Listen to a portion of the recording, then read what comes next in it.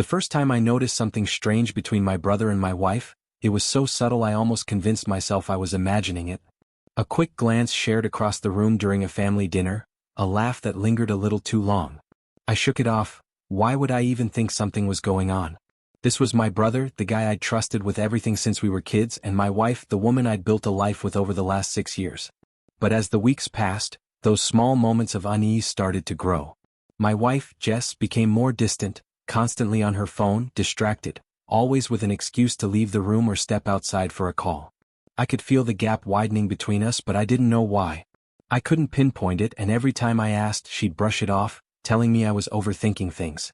The breaking point came one evening when my brother, Nate, came over for a visit. We had a few beers, talked about work, and everything seemed fine. But halfway through the night, I caught them again. This time it was different. Their eyes met in a way that made my stomach churn.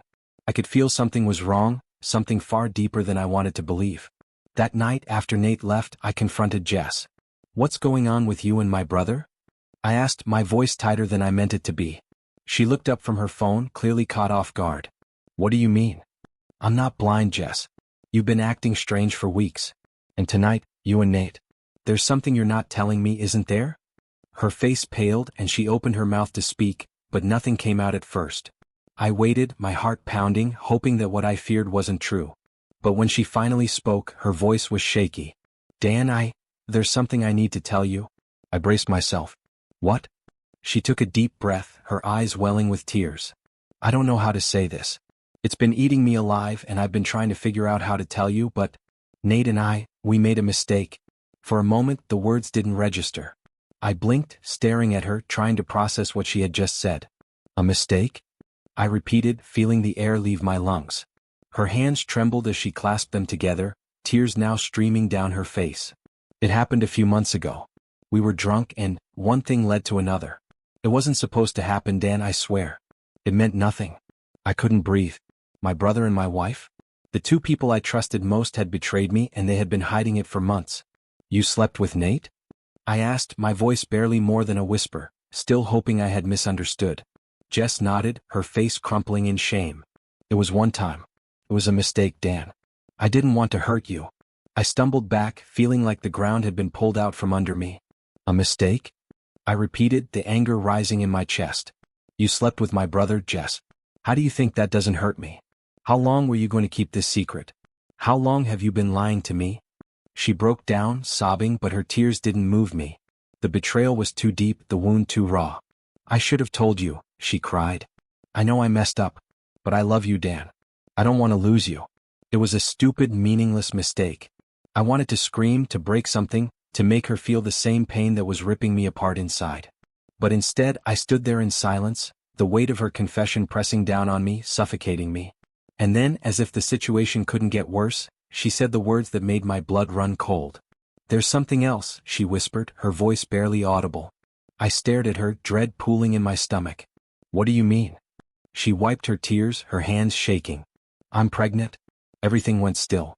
The room felt like it was closing in on me, the walls tightening. "Pregnant?" I whispered, barely able to form the word. Jess nodded, her face pale with fear. "I don't know if it's yours or Nate's." Her words hit me like a wrecking ball, shattering whatever fragile piece of my heart was still holding on. I had never felt so betrayed, so lost, so utterly destroyed. My wife was pregnant, and she didn't even know if the father was me or my own brother. I stood there, frozen, the weight of her words crushing me. Pregnant. And she didn't even know whose baby it was, mine or Nate's. I felt the room spinning, my breath caught in my throat. Everything I had believed, the life I had built with Jess, crumbled before me. I couldn't speak. My mind was racing, trying to make sense of the chaos she had just unleashed. "Dan, please," Jess whispered, her voice shaky and desperate. "I didn't mean for any of this to happen. I swear it was just one time and it hasn't happened since. I've been a wreck trying to figure out how to tell you, how to fix it." "Fix it?" I echoed, the words bitter in my mouth. I looked at her, barely recognizing the woman standing in front of me. "You slept with my brother, Jess. You lied to me for months. And now you're telling me you're pregnant, and you don't know who the father is? How do you fix something like this?" She collapsed onto the couch, her face buried in her hands, sobbing uncontrollably. "I'm so sorry, Dan. I didn't mean to hurt you. I didn't want it to go this far. I couldn't process it. The pain in my chest was unbearable, a mix of anger, betrayal, and grief that I couldn't even begin to untangle. I stumbled to the kitchen, needing distance, needing space from her and the bombshell she had just dropped on my life. I grabbed the counter for support, my knuckles white, trying to keep myself from breaking down right there. How could this have happened? How could the two people I trusted most, the two people who were supposed to have my back, do something like this? My wife, my brother, my own blood. The betrayal cut so deep that I didn't know how to stop the bleeding. As I stood there, trying to breathe, trying to think, I heard Jess get up from the couch and walk toward me. Her footsteps were hesitant, as if she was scared to come near me. She should be. Dan, she whispered from behind me, her voice trembling. Please, say something. Anything. I turned slowly to face her, the anger I'd been holding back bubbling up to the surface. What do you want me to say, Jess? I asked, my voice barely controlled. You want me to tell you it's okay? That we'll figure it out? That we can get past this? Because I can't. I don't even know how to look at you right now. She flinched at my words, tears streaming down her face. I know I don't deserve your forgiveness, she cried. But I love you, Dan. I swear I do. This was a mistake. A terrible, horrible mistake. I need you to believe me. I've been so scared, so ashamed. I didn't know how to tell you. I shook my head, disbelief washing over me again. How could you do this to me? To us? To our family? My voice cracked with the weight of it all. And Nate, he's my brother. How long has he been lying to me? How long has he been coming around here, pretending like nothing's wrong? Jess wiped her eyes, shaking her head. It wasn't supposed to happen. It was just one night. We were both drunk and things got out of control. We never planned this, Dan. It was a mistake. A mistake. That word kept repeating in my head like a sick joke. This wasn't just a mistake. This was a betrayal that had torn my world apart. I need to talk to him, I said, my voice cold, the anger simmering just beneath the surface. I need to hear it from him. Jess looked at me, panic flashing in her eyes. No. Dan, please don't. I have to, Jess. I snapped, cutting her off. I can't just sit here and take your word for it. I need to hear him say it. I need to know the truth. Without waiting for her response, I grabbed my phone and dialed Nate's number. My heart pounded in my chest as the phone rang, each second ticking by like a countdown to disaster. After what felt like an eternity, he finally picked up. Hey Dan, Nate's voice came through casual, like nothing was wrong. What's up? I gripped the phone tighter, my knuckles white with tension. We need to talk. Now. There was a pause on the other end, and I could feel the shift in his tone, the slight hesitation as he realized something was off. Okay. What's going on? I know about you and Jess, I said, my voice flat, barely containing the rage building inside me. She told me everything. Silence. For a few moments, all I could hear was the pounding of my own heart. Then Nate's voice came back, quieter, filled with a mixture of guilt and fear. Dan. I'm so sorry, man. I never wanted you to find out like this. I don't care how you wanted me to find out, I snapped. I want to hear it from you. Did you sleep with her? There was a long, painful pause before he finally spoke again. Yes, it was one night. That's all I needed to know. I cut him off, hanging up the phone before he could say another word. I stood there, my phone still in my hand, my heart pounding in my chest. Nate's voice echoed in my head, confirming everything I had feared. My own brother had slept with my wife. It wasn't some nightmare I could wake up from, it was real. The walls of my life felt like they were closing in, everything collapsing in slow motion. I turned around to face Jess, who was standing in the kitchen, watching me with red, swollen eyes. She must have known I had just spoken to Nate because she didn't ask what he said. Her silence felt like an admission of guilt all over again. What now? I asked, my voice cold, the rage simmering just beneath the surface. What are we supposed to do now, Jess? She didn't answer right away, just stood there, tears still streaming down her face. Dan, I know I've hurt you more than I could ever imagine, she finally said, her voice trembling. But please. I love you. I don't want to lose you. I couldn't help but laugh bitterly. Love me? You love me? How can you say that after what you've done? You and my brother, you've destroyed everything. You've torn our family apart. She flinched, but I couldn't stop. The anger I had been trying to keep down was rising, boiling over.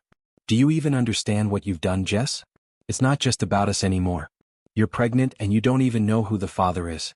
My own brother could be the father of my child. She crumbled at those words, sinking to the floor as sobs racked her body. But I didn't feel any sympathy. I was too numb, too broken to comfort her. Dan, I never wanted this, she choked out between sobs. I never meant for it to go this far. It was one night. We were drunk and it just happened. But I've been so scared ever since, terrified of losing you. Losing me? I repeated, my voice dripping with disbelief. You lost me the moment you decided to lie to my face for months. You lost me when you chose him over everything we had built. I turned away, unable to look at her any longer. My mind was racing with thoughts of Nate. How could he do this? I trusted him with everything. We'd always been close, growing up together, sharing secrets and watching out for each other. And now he'd betrayed me in the worst way possible. I grabbed my jacket and headed for the door. I couldn't stay in that house with Jess, not right now. Everything felt suffocating, her, the truth, the baby. I needed air. I needed to get away before I said something I'd regret. Dan, wait. Where are you going? Jess called out, scrambling to her feet. I can't be here right now, I said, not even turning around to face her. I need to think. Please don't leave like this, she pleaded, her voice breaking. I paused for a moment at the door, considering her words, but then shook my head. You should have thought about that before you lied to me. Before you slept with him. I walked out, slamming the door behind me. The cold night air hit my face like a slap, but it didn't help clear my head. I got in the car and drove, not even knowing where I was going. All I knew was that I couldn't be there, couldn't face the reality of what was happening. As I drove, my mind kept circling back to Nate. He hadn't even tried to deny it, hadn't fought to justify himself. The guilt in his voice had been clear, but it didn't make things any better. How was I supposed to look him in the eye after this? How was I supposed to sit across from him at family dinners, knowing what he had done? I pulled over into an empty parking lot, gripping the steering wheel so tightly that my knuckles turned white. I was trying to calm down, but the anger wouldn't subside. The betrayal felt too deep, too fresh. After sitting there for what felt like hours, I grabbed my phone again. I needed to talk to Nate face to face. As much as I hated him right now, I needed to hear more than just the confession over the phone. I needed to look him in the eye and demand answers. I dialed his number again. It rang twice before he picked up. Dan? Nate's voice was quieter this time, filled with guilt. I didn't think you'd call again.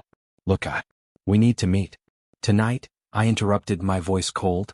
I'm coming over. He paused and I could almost feel his hesitation through the phone. Okay, he finally said. I'll be here. I hung up without another word and drove straight to Nate's apartment. My heart was pounding, my mind racing. I didn't know what I was going to say, but I knew I needed to confront him. This wasn't just some fight we could brush off. He'd destroyed my marriage, my trust, my family. When I got to his apartment, I didn't even bother knocking. I shoved the door open and there he was, sitting on the couch, looking as guilty as I'd imagined. Dan, he said, standing up, but I cut him off immediately. Why? I demanded, my voice shaking with anger. Why, Nate? You were my brother. You were supposed to have my back and you slept with my wife. How could you do this to me? Nate lowered his head, unable to meet my eyes. I don't have any excuses, Dan, he said quietly. I'm sorry. I hate myself for what I did. I never meant to hurt you. Sorry doesn't cut it, I spat. You betrayed me in the worst possible way. And now Jess is pregnant, and we don't even know if the baby is mine or yours. At those words, Nate's face turned pale, and for the first time, I saw genuine fear in his eyes. The moment those words left my mouth, we don't even know if the baby is mine or yours, I saw Nate's face drain of all color. The fear that flashed in his eyes only confirmed how real the situation was, how deep the damage had cut. I wasn't sure if it made me feel better or worse. Maybe a part of me had wanted him to stay calm, to pretend like this was something that could be fixed. But seeing that fear, that raw guilt, made it clear, there was no easy way out of this. Dan, I didn't know about the baby, Nate said quietly, his voice trembling. I swear I didn't. You didn't know? I scoffed, the anger boiling over again. You didn't know, Nate?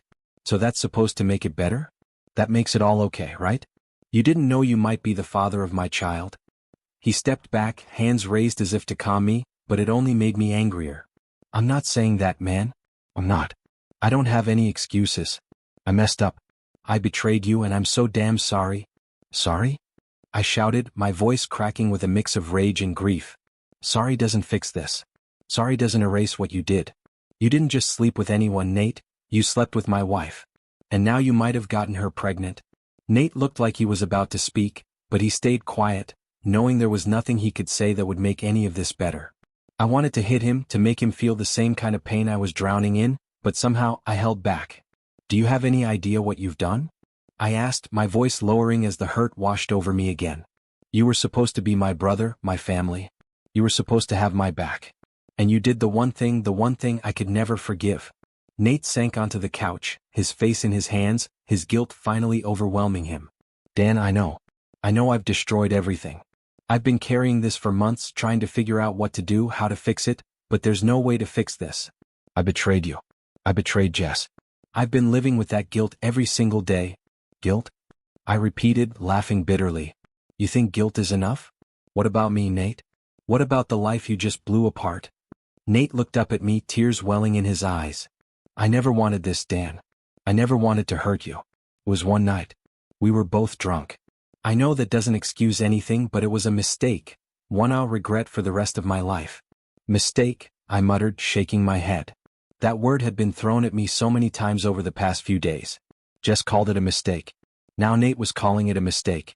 But the word felt hollow, meaningless in the face of what they had done. This wasn't a mistake, it was a choice. A choice they both made, and now I was the one who had to live with the fallout. I stood there, staring at him, trying to figure out what I could possibly do next. I couldn't stay here, listening to him apologize over and over again. His words were empty. My brother, the one person I thought I could count on, had shattered my trust, and no amount of apologies could change that. I can't do this, I said finally, my voice hoarse. I can't even look at you right now. Nate didn't say anything. He just sat there, broken, as I turned and walked toward the door. I didn't have it in me to stay any longer. I needed air. I needed to think. But before I could leave, Nate called after me. Dan, wait. What about the baby? What are we going to do? I stopped in my tracks, the reality of the situation hitting me all over again. The baby. The one thing neither of us could avoid. The one thing that would tie us together forever, no matter how much I wanted to cut him out of my life. I don't know, Nate, I said, my voice barely above a whisper. I don't know anything anymore. I slammed the door behind me, the sound echoing down the hallway as I left Nate behind, trying to escape the suffocating weight of what he had done. But no matter how far I walked, I couldn't outrun the truth. The baby. That was the one thing I couldn't ignore, no matter how much I hated both Jess and Nate right now. We needed answers. I needed answers. But I couldn't bring myself to deal with it, not yet. My whole world had come crashing down and I didn't know how to pick up the pieces. As I got into my car and drove away from Nate's apartment, my mind swirled with questions, none of which I had answers for. What was I supposed to do next? Could I ever forgive them? What if the baby wasn't mine? Could I stay with Jess knowing that she had slept with my brother? Could I look at a child that might be his and pretend like everything was okay? I didn't know where to go. I couldn't go back home to Jess. The thought of seeing her again, hearing more apologies, more excuses, it was too much. So I drove aimlessly, the road stretching out in front of me like a maze I couldn't navigate. After what felt like hours, I pulled into a secluded park, far from everything. I needed to clear my head, to breathe. I got out of the car and walked toward the empty benches, the quiet of the park a stark contrast to the chaos inside me. I sat down, burying my face in my hands, and for the first time since Jess's confession, I let the tears fall. The weight of it all, the betrayal, the lies, the baby, it finally crashed down on me and I couldn't hold it in any longer. For the first time I felt truly lost. I sat on that bench for what felt like hours, the cold air biting at my skin. My mind spun in circles, unable to land on anything solid. Jess, Nate, the baby, everything was a mess, and no matter how hard I tried, I couldn't see a way out of it. The anger was still there, pulsing beneath the surface, but it was now mixed with a deep, aching sadness. I had lost my wife, my brother, and possibly even my future as a father. And I had no idea what to do next. Eventually, my phone buzzed. I pulled it out, half expecting another message from Jess, but it was a text from my mother. Mom, Dan, we need to talk. Call me. I stared at the screen, my heart sinking further. I hadn't told my parents about what was happening yet. I didn't know how to even begin explaining the situation. How was I supposed to tell them that their sons, both of them, had destroyed the family? That one of them might have fathered a child with the other's wife? With a heavy sigh, I dialed her number. It rang only once before she picked up. Dan? Her voice was quiet, cautious. What's going on? You've been avoiding us for days. I swallowed hard, trying to figure out how to say the words. Mom, there's something you need to know. About me, Jess, and Nate. There was a pause on the other end, and I could almost feel her tension through the phone. What happened? Did something happen between you and Jess? I took a deep breath, then let it all out. I told her everything, about Jess's confession, about the affair, about Nate, and about the baby. The words felt heavy as they left my mouth, like each one was another blow to the fragile image of our family. By the time I finished, there was nothing but silence on the other end. Finally, after what felt like an eternity, my mom spoke. I don't know what to say, Dan. I had no idea. This is horrible. Yeah, I said, my voice hollow. It is? How could Nate do this? She asked, her voice breaking. How could Jess? How could this have happened? I don't know, Mom. I've been asking myself the same thing for days. It doesn't make sense. There was another long pause. I could hear my mother's quiet sobs through the phone, and it tore at what little strength I had left. Dan, I'm so sorry, she whispered. This should never have happened. I don't know what's wrong with Nate. I don't understand how he could do this to you. Neither did I. And the fact that my own mother was as blindsided as I was didn't bring any comfort. If anything, it made everything worse. I need to figure out what to do about the baby, I said, my voice shaking. We don't even know if it's mine. Oh, Dan, she sighed. You need to get a paternity test. You need answers before you make any decisions. I know, I replied. But even then, I don't know if it'll change anything. How am I supposed to stay with Jess after this? How am I supposed to be around Nate? Even if the baby's mine, this whole thing is a disaster. Do you want me to come over? My mom asked softly. We can talk more in person, figure things out. I wanted to say yes, to have her comfort me the way she always had when I was younger. But I wasn't sure if I could handle any more emotional conversations tonight. Not right now, I said quietly. I just need some time to think. I understand, she replied, her voice full of concern. But Dan, just know that we're here for you. Whatever you need. I'll talk to your father about Nate. This can't go unaddressed. I nodded, even though she couldn't see me.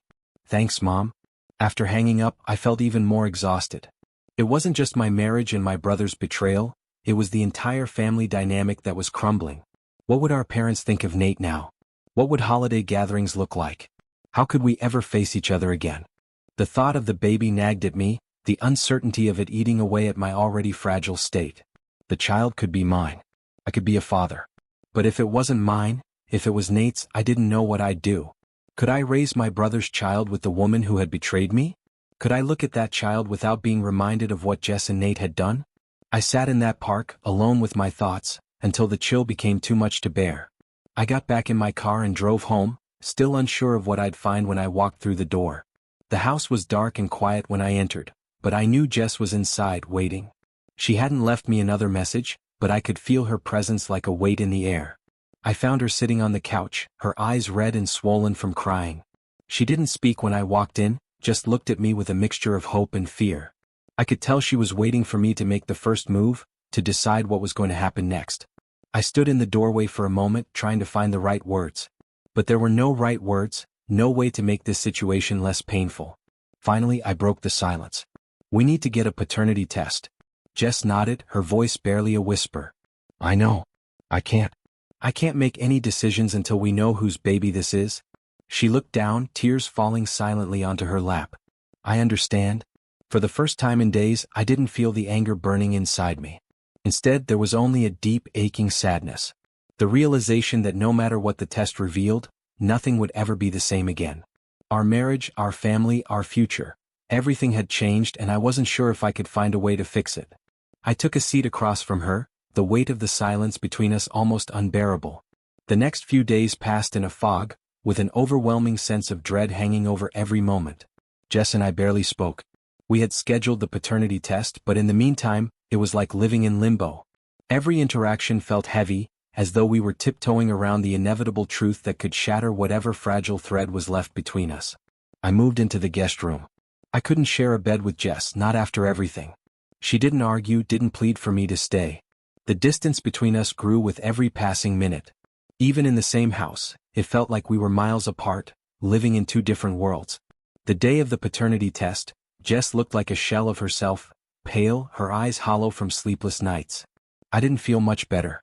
The test itself was quick, just a few samples taken, but the weight of what we were doing felt unbearable. We left the clinic in silence, driving home without a word. Now all we could do was wait. While we waited for the results, I tried to distract myself, but everything reminded me of the life I thought we had. The trust one thought was unshakable. I kept thinking about the future. What would happen if the baby was mine? Could I forgive Jess enough to raise this child together, or would the betrayal forever poison our relationship? And what if the baby wasn't mine? Could I walk away from everything we had built and leave her to deal with this on her own? One night, a few days before the results were due, my phone rang again. It was Nate. I stared at the screen for a long time, debating whether to answer. Every fiber of my being wanted to tell him to go to hell, to never speak to me again. But I needed closure, even if it was painful. I needed to understand what had driven him to betray me like this. I answered, my voice cold.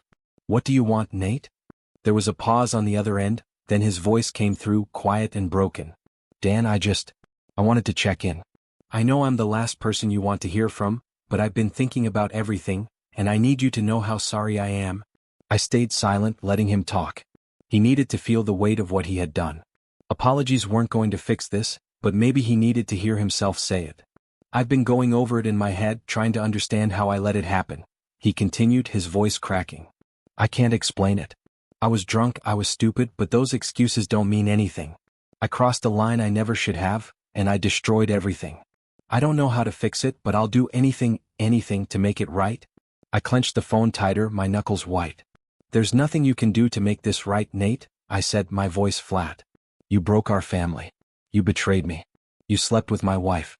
That's not something you can just apologize for. I know, he whispered, and I could hear the tears in his voice. I've ruined everything. I don't expect you to forgive me, but I want you to know that I'll be here for the baby. If it's mine. The mention of the baby hit me like a punch to the gut, reigniting the pain I had been trying to bury. If it's yours, I repeated bitterly. You don't even realize what you've done, do you? This isn't just about the baby, Nate. This is about everything. You tore our family apart. You didn't just betray me, you betrayed everything we've ever had. And for what? He didn't answer. There wasn't anything he could say. After a long silence, I hung up the phone, feeling no sense of relief, only a deeper, darker sadness. I had always thought that family was supposed to be unbreakable, that no matter what happened, blood was thicker than water. But this betrayal had changed everything. The day the results came in, I didn't know how to feel. Jess was sitting on the couch, her hands trembling as she clutched the envelope. She looked at me, her eyes pleading, but I couldn't give her any reassurance. No matter what was inside, the damage had already been done. Open it, I said, my voice emotionless. With shaking hands, she tore open the envelope and read the results. Her face went pale, and for a moment she didn't say anything. Well? I demanded, my heart pounding in my chest. She swallowed hard, tears brimming in her eyes. It's yours, Dan. The baby is yours. I should have felt relief, but instead, all I felt was a hollow emptiness. The baby was mine. But what did that change? The betrayal was still there, hanging between us like a dark cloud. The fact that the baby was mine didn't erase what Jess had done. It didn't make me forget the lies, the deceit, the pain. Jess sobbed, covering her face with her hands. I'm so sorry, Dan. I know I've hurt you. I know I've destroyed everything. But I love you. I love you and our baby. Please, give me a chance to make this right. I stared at her, the woman I had once thought I'd spend the rest of my life with, and realized that I couldn't do it. I couldn't move past the betrayal, no matter how much she begged or apologized. The trust was gone, shattered beyond repair. I can't, Jess, I said quietly, the finality of the words hitting both of us like a blow. I can't live like this. I can't live with what you did. Her sobs grew louder, but I didn't have it in me to comfort her. I stood up, the decision already made, and walked toward the door. Dan, please, she cried, her voice desperate. Don't leave. But I couldn't stay. I couldn't keep pretending that we could fix this, that love was enough to heal the wound she had inflicted. The baby might have been mine, but the life we had was gone. As I stepped outside, the weight of everything hit me all over again. The betrayal, the lies, the shattered family, it was all too much. But for the first time in days, I felt a strange sense of clarity. I couldn't change what had happened, but I could choose what came next. And walking away from Jess was the first step toward finding myself again.